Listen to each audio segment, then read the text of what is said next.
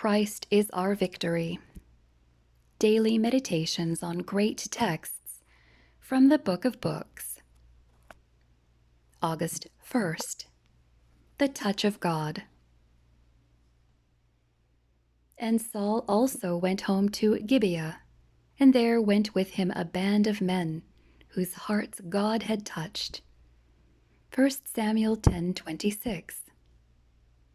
Down through the centuries, God has laid his hand upon men and women and called them to his service.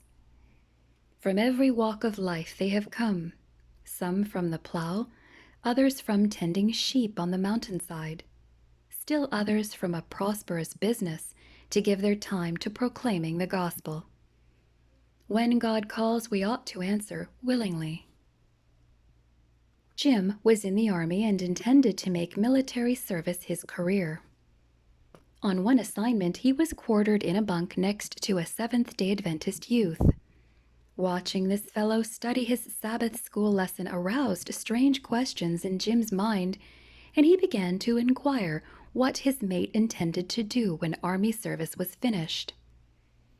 A friendship developed that took Jim to services on Sabbath, and soon he was baptized. Relating the incident later, he said, "God used this young friend to touch my heart. Today, Jim is in the ministry."